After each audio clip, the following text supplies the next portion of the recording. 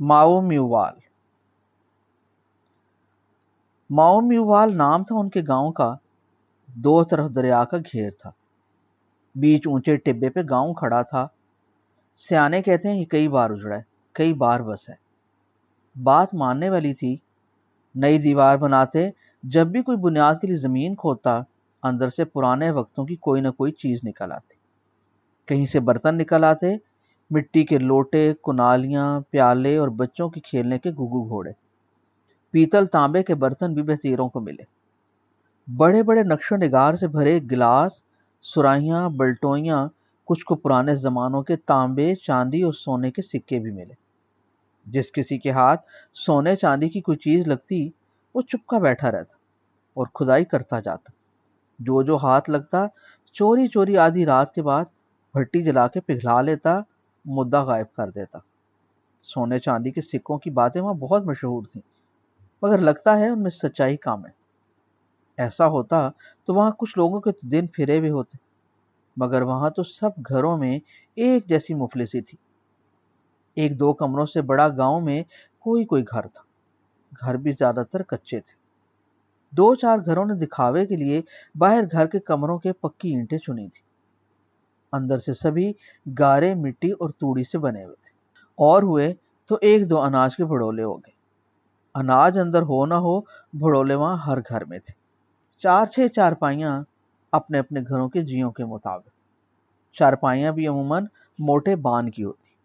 किसी के घर किसी की नई बहू सूतली का पलंग ले आती जहेज में, तो सारे गांव में खबर फैल जाती। गांव वालियां आने बहाने उस घर में आ जाती। कोई एक गिलास शक्कर लेने पहुंच जाती, और कोई बहाना ना होता तो नई दुल्हन देखने का खुद से एक बहाना था। मगर इस बहाने जाने वालियों को दुल्हन के हाथ पे रखने के लिए कुछ ना कुछ तो ले जाना पड़ता। पैसे धेले की तो वहां फरावानी थी नहीं। किसी किसी जनानी ने चांदी का सालम रुपया अपने हाथ पे रख के देखा था। अंग्रेजी पौंड, नोटों और रुपयों की बातें होने लगती, तो गांव वालियां काम रोक के वो बातें सुनती जाती। सारा कारोबार उनका आना टका धेले और पैसे से जारी था। सौदा सल्फ वो उधार में ही लेती, या यूं करती कि कपड़ा लेने गई कोई बनिए की दुकान पे, तो दो प्याली घी या तीन गिलास शक्कर साथ लेगी। ये भी घर में चीजें ना हुई तो दो हांडियां भर के आटा गठड़ी में डाल ली। कपड़ा वहां कौन सा तरह तरह का था। एक दो किस्मों के कपड़े गांव की हट्टी पे होते, मोटा लट्ठा या मोटी खद्दर। साटन, शनील और दूसरे रेशमी कपड़े तो सिर्फ शादी ब्याह के लिए होते, वरना वही लट्ठा खद्दर सब पहनते रहते। रंग भी उनके एक दो ही मिलते थे। बाकी रंग वो खुद अपनी शौकीनी में घर में कड़ा पानी का उबाल के डाल लेती। अपनी चुन्नी या कमीज रंग लेती। चुटकी रंग भी मर्जी का दुकान से एक झोली भरी मूंठों या छलियों से मिल जाता। छलियां भून भून खाने का हर एक को स्वाद था। फिर छलियां खाते समय कोई सूती के निवारी पलंग पर बैठ जाए तो क्या ही बात। बस सुना कहीं किसी नई दुल्हन के जहेज में आए सूतली के पलंग का, तो चल पड़ी कि चलो चल के पल भर उस पर बैठ के देखेंगी। दुल्हन ने बड़े से साटन के चमकते घूंघट से अपना हाथ बाहर निकाल के मुंह दिखाई मांगी, तो आने वाली झट अपनी चुन्नी से बंधी गुड़ की भेरी निकाल कर उसकी हथेली पे रख देती, और दुल्हन वहीं घूंघट में मुंह एक तरफ मोड़ के गुड़ खाना शुरू हो जाती। गुड़ खाती बहू पे सास की नजर पड़ जाती, तो फौरन ही उसके घूंघट में हाथ डाल के उसके मुंह से गुड़ की भेली निकाल लेती, और बुड़बुड़ करती गुड़ ले जाकर रसोई में गुड़ के मर्तबान में डाल आती। मर्तबान कौन से उनके घरों में ज्यादा होते थे। किसी में लाल दाल, किसी में हरी, और किसी में चने। बाकी एक में अचार होता, एक में शक्कर, एक में घी।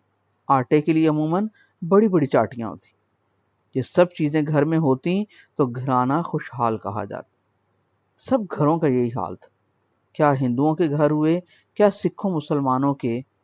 अंग्रेज का दौर था, कहने को मुल्क में सड़कें बन गई थी, स्कूलों कॉलेज खुल गए थे, नहरें खुद गई थीं, रेलगाड़ी भी चल पड़ी थी, शहरों में बिजली भी चलने लगी थी। मगर देहात में ये सब नहीं था। वहां गांव में सियानी उम्र की औरतें इकट्ठी होती, तो कभी कभार शहरों की बात छिड़ जाती। वो मुंह में उंगलियां दिए हैरत से ये बातें सुनती जाती। अच्छा मामी, ऐसा दिया बन गया है कांच का जिसमें तेल डालने की जरूरत ही नहीं। हद हो गई, जलता कैसे है वो। हैं, तीली भी नहीं जलानी पड़ती माचिस की।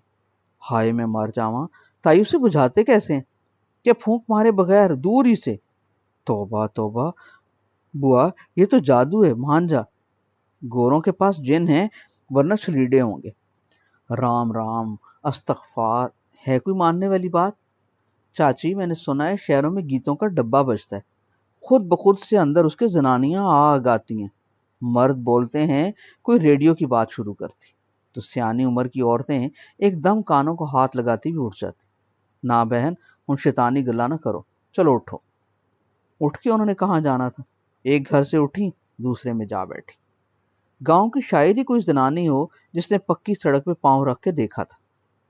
تھی پکی سڑک ان کے گاؤں سے 3.25 کوس دور، دریا پار، مگر ادھر ان کا کام ہی کچھ نہیں تھا۔ سودا سلف ادھر ہی سے لے لیتی تھیں، بیمار ہوتا کوئی تو اسی گاؤں کے حکیم صاحب سے کوئی پھکی، پلٹس یا شربت مل جاتا۔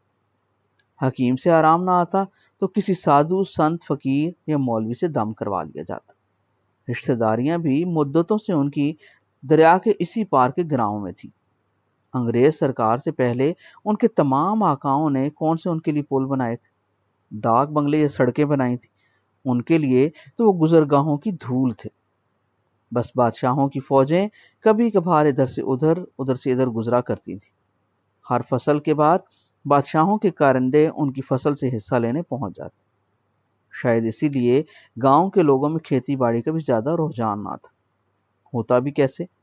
گاؤں کی زمینوں میں کون سا نہروں کا پانی آتا تھا؟ بس جو زمین دریا کے ہاتھ میں آتی تھی وہاں ہر سال سیلاب اترنے کے بعد بوائی ہو جاتی۔ باقی کہیں کوئی فصل بیچتا تو اس کا انحصار بارش پہ ہوتا۔ بارش ہو گئی تو فصل ہو گئی، نہ ہوئی تو نہیں ہوئی۔ زیادہ بارشیں ہو گئی تو ساری فصلیں گئیں۔ ہڑ آتا تو دریا پھیل کے گاؤں تک پہنچ جاتا۔ وہ تو چونکہ اونچے ٹبے پہ بنا ہوا تھا اسی لیے بچا رہا۔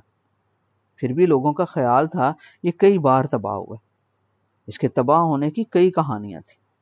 کچھ کہتے زلزلہ آیا تھا، کچھ کا خیال تھا سیلاب ہی کچھ کسوترا آ گیا تھا، اوپر ٹبے تک چڑھ آیا تھا، سب ساتھ بہا لے گئے۔ کہنے کو کچھ لوگ یہ بھی کہتے تھے یہ بادشاہوں کی فوجوں کا کیا دھر ہے۔ اس خیال سے کافی لوگ متفق تھے، مگر ان میں یہ طے نہ ہو سکا تھا کہ فوجیں تھیں کس کی۔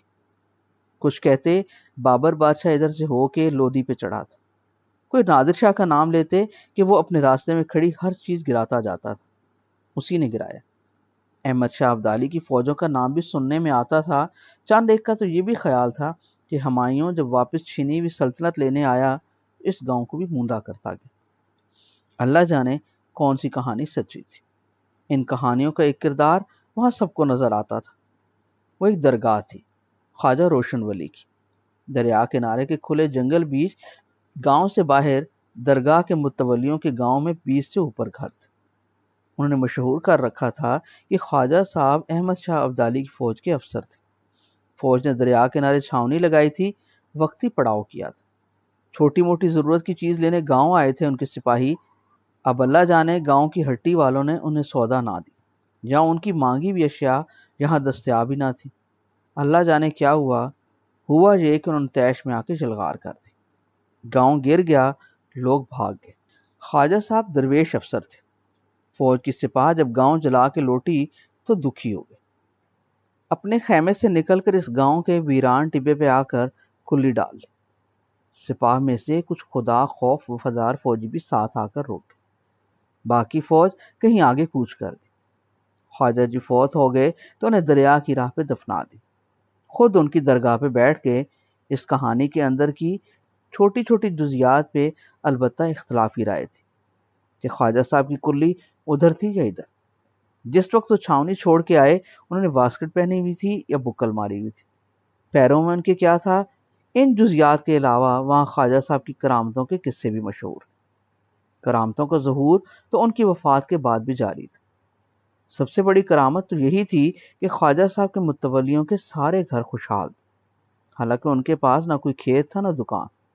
زمینیں تو درگاہ کی ہی ملکیت کہی جاتی تھی، مگر زمینوں کے دانے صاحب درگاہ تو نہیں کھاتے تھے۔ انہی کے پیٹ میں جاتا تھا سارا اناج۔ ساری زمینوں پہ انہی کا تصرف تھا، جن میں وہ اوروں سے ٹھیکے یا راہ کی پہ بوائی کرواتے تھے۔ ان کی رشتہ داریاں دریا پار لدھیانے اور اوپر شمال مشرق میں جلندھر شہر والوں سے بھی تھی۔ شہر سے ان کے پرونے آتے تو گاؤں میں رنگا رنگی ہو جاتی۔ گاؤں بھر کے بچے بڑے شہر کے رنگین اجلے کپڑوں میں سنورے ہوئے لڑکے لڑکیاں دیکھنے ان کے گھروں کے آلے دوالے گھومتے پھرتے، آنے بہانے ان سے بات کرتے، اور کوئی بہانہ نہ ملتا کسی کو تو وہ آ کے ان سے تو میں شروع کر دیتا۔ تو میں تو دیہات میں ہوتی ہے، یہ دیہاتیوں کے کمیونیکیشن کا طریقہ ہے، سب سے پرانا طریقہ جو ابھی صرف بچوں میں رہ گئے، کہ اندر من میں جو لہر آئی فوراً جسم یا زبان سے ادا ہوگی، من کے بیچوں بیچ اسے بوجھ نہ بنایا۔ یہ تو صدیوں کے شہری تہذیبی روابط سے انسان نے سیکھا ہے کہ غصے، منافقت، محبت اور حسد کو کیسے شوگر کوٹ کر کے ایک سا مہذب تاثر دینا، کسی کا دل نہ برا ہو بات سن کے۔ اس لیے آج کی مروجہ ابلاغی اقدار میں ایک یہ بھی ہے کہ دل کا بھید بات کے درمیان میں نہ آئے۔ تو آنے دیتی ہے، توبہ کا، تو نے تو دل کہیوں کو مستیوں کا نام دے رکھا، ذرا دل کا نام لوں تیرے ماتھے پہ پسینہ آ جاتا۔ میری مشکل دیکھ، تجھ سے ذرا سی دل کی بات کرنے کے لیے کہاں سے بات شروع کرنا پڑتی۔ دیکھ، میں نے کئی 100 سال پیچھے سے سٹارٹ لیے، شاید کہیں کسی کہانی کو کہتے کہتے اپنی کہہ لوں، ورنہ اپنی تو میں تو ہے ہی، اب بھی ہوتی، اس وقت بھی ہوتی تھی۔ پھر وہاں تو کئی قومیں آباد تھے، ہندو تھے، سکھ تھے، مسلمان تھے، مسلمانوں میں سید تھے، درگاہ کے متولیوں کے گھر تھے، جٹ تھے، ارائیں تھے، راجپوت تھے، سارے گاؤں کے گھر ملا کے 1500 تھے۔ پورے پنڈ میں 3 قسموں کے کھوہ تھے، ہر مذہب والوں کا اپنا اپنا کھوہ تھا۔ ملنا جلنا، کھیلنا کودنا، شادی غمی پہ آنا سب کا سب سے تھا، مگر کچھ جگہ مخصوص تھی اپنے اپنے مذہب کی۔ ہندوؤں کا ایک مندر تھا، سکھوں کے 2 گردوارے تھے۔ بڑا گردوارہ دمدمہ صاحب کہلاتا تھا۔ کہاوت تھی کہ گرو نانک صاحب سرکار نے دریا کنارے ایک جگہ بیٹھ کے درگاہ خواجہ روشن ولی اور خانہ کعبہ کو ایک سیدھ میں کر کے کچھ عرصہ عبادت کی تھی۔ جہاں ان کے بیٹھنے کی شہادت تھی وہیں دمدمہ صاحب بنا تھا۔ درگاہ سے مشرق میں 100-150 گز کی دوری تھی۔ مسلمانوں کی 3 مسجدیں تھیں، 2 چھت والی، ایک ایسی بنا چھت کی، بعد میں اس پہ بھی چھپر ڈل گیا تھا۔ 5-6 ہٹیاں تھیں، شاید ایک ہٹی کسی سکھ کی تھی، باقی ساری ہندو بنیوں کی تھی۔ سکول وہاں میلوں تک ایک بھی نہ تھا۔ 2 تانگے گاؤں کے اپنے تھے، گڈے ریڑے البتہ کئی تھے۔ گاؤں سے باہر دریا پار کی آمد و رفت ساری کشتیوں سے تھی۔ کشتیاں چلانے والے راجپوت مسلمان تھے یا تھوڑے سے سکھ۔ ہندوؤں کی کشتیاں زیادہ تھیں مگر وہ چلاتے ایک بھی نہیں تھے، مسلمانوں کو کرائے پہ چلانے دیتے تھے۔ برسا برس تک ابو الفضل کا باپ ایک ہندو ساہوکار کی کشتی کرائے پہ لے کر دریا پہ چلاتا رہا۔ ابو الفضل اس کا بڑا بیٹا تھا۔ 9 سال کا ہوا تو اس کے باپ نے اپنی جمع پونجی اکٹھی کر کے اپنی ذاتی ایک کشتی خرید لی۔ ان کے گھر میں خوشیوں کا طوفان آ گیا۔ ان کے لیے وہی بڑی جاگیر تھی، باپ دادا کی زمین دریا برد ہو گئی تھی۔ دریا کا پاٹ ان کے ہاتھوں کی نصیب ریکھا تھی۔ دریا چلتے چلتے راہ بدل لیتا تھا، زمین کے قریب آ جاتا تو فصل بڑھ جاتی، دور ہٹ جاتا تو ساری زمین پہ ریتلے ٹیلے ابھر آتے۔ کوئی موڑ کاٹ کے زمین کے اوپر چڑھاتا تو زمین کا نام و نشان مٹ جاتا۔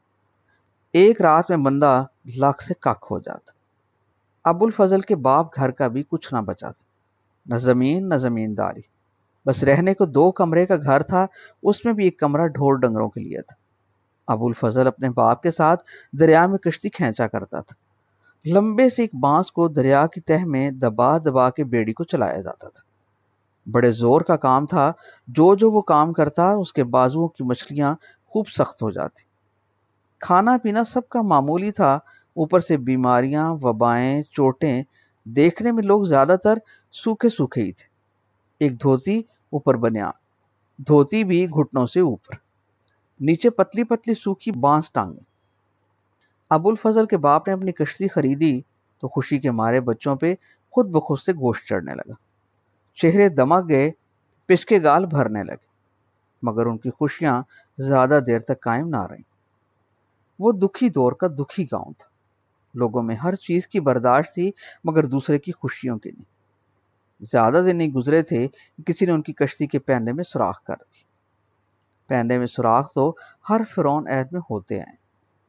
سوراخ ہوتے سمے یہ تھوڑی پتا ہوتا ہے کہ اس میں خیر ہے یا شر، یہ بھید تو بعد میں کھلتے۔ کشتی میں سوراخ کر دیا گیا، اوپر سے دریا میں ہڑ آ گئے۔ اب تم سوچ لو کہ جب دریا میں طغیانی آ جائے اور کشتی کے پیندے میں سوراخ بھی ہو تو کیا ہوتا ہے؟ تم نے دریا صرف گاڑی کی کھڑکی سے پل سے گزرتے ہی دیکھے ہوں گے۔ تمہیں کیا پتا دریا پار کرنے اور کرانے والوں پہ اس وقت کیا گزرتی۔ جب دریا اچھلا ہوا ہو، اوپر سے می نہ رک رہا ہو، چاروں طرف پانی ہی پانی ہو اور بندہ جس کشتی پر بیٹھا ہو اس میں بھی سوراخ ہو جائے۔ کیوں سونی؟ بولو نا، تمہیں اپنی سونی ہونے پہ تو کوئی شک نہیں ہونا چاہیے۔ تم ہو ہی ازل سے سونی، بس مجھے ہی مہیوال نہیں مانتی۔ تمہیں کیا پتا، میں تو کئی پشتوں سے کچے گھڑے پہ۔